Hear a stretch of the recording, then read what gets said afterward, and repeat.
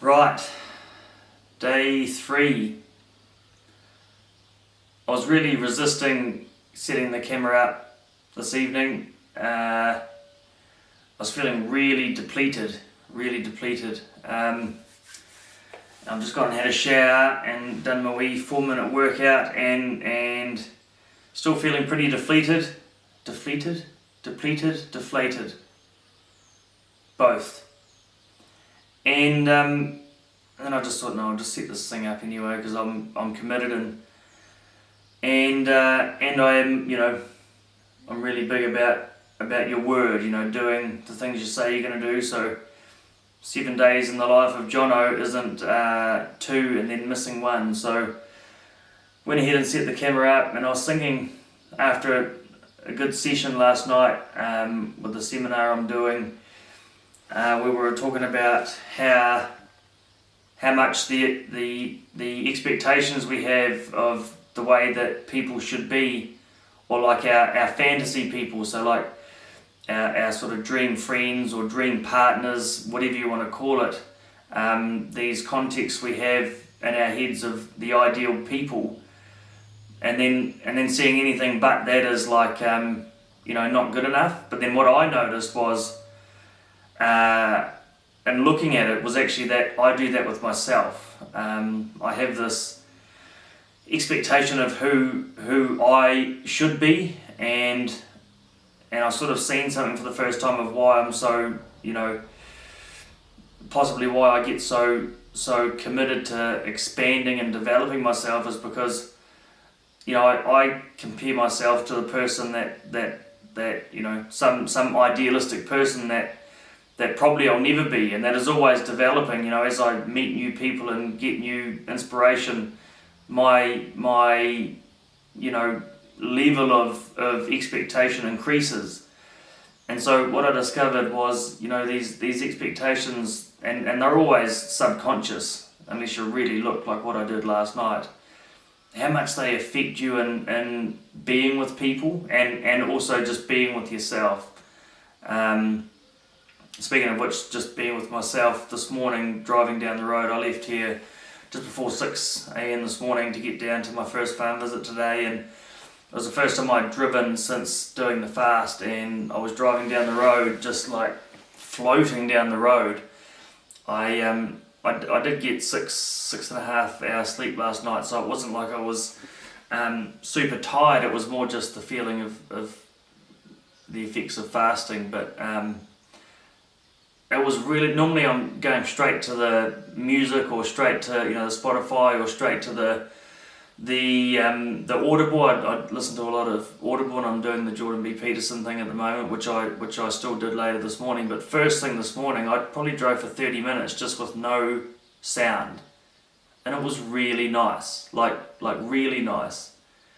And what I realised at that moment after discovering last night about the expectations was that I'm really hard on myself, like really hard.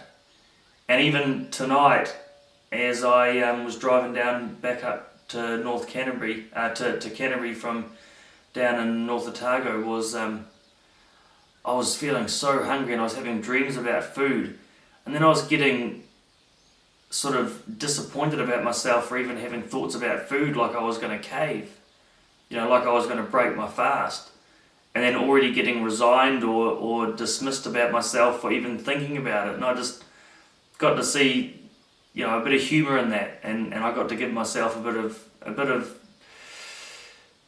don't know what the word is, a bit of humanity, a bit of a break, I guess, and just realising that for all my life I've just been so hard on myself, and then of course really hard on other people as well. So definitely going to be working a lot on just being and just letting people be. Seeing people for who they are and not for who they're not is a big thing I've learned over the last few years, but keeps coming up, and I keep expanding on the depth of which I apply that. So that's been something really big, and yeah, I'm really hungry. I'm really hungry, and I've even been thinking about what my first meal might be. I'm thinking about a bit of a fruit salad, or maybe just doing some sort of fruit juice with the juicer. And another thing that's really big is for me is the whole, that it's beyond integrity. It's more specifically around your word. So tonight, didn't really want to do the video thing, but being that I gave my word to do 7 days of videos, really people don't look at their word like how important it really is. Like when someone says something, you actually know they're going to do it, and actually being your word. So there's that with the video thing. I thought, man, how ridiculous to think that you're not going to do it because you don't feel like it, or you're tired, or you're hungry. It's like, no, you said you were going to do it, so you're going to do it. And there's been a lot of that internal chatter lately, because I do know that without integrity nothing works, and being your word is at the core of integrity. And it's something that I've really I've been thinking this way for a while now, but expecting that from people, and just how easily we shrug things off. Like, someone makes a promise, or someone says they're going to do something and they don't do it. We'll do it next time, or like, actually today, every day, probably for the last 3 years, I've been really big on timing. So if I say I'm going to be on a call at, say, 3 p.m, it's 3 p.m. on the dot, not a minute earlier, not a minute later. And if I am late, not making it moral, not making myself wrong, but just acknowledging that I am late, not stepping over it. Most people step over that sort of thing.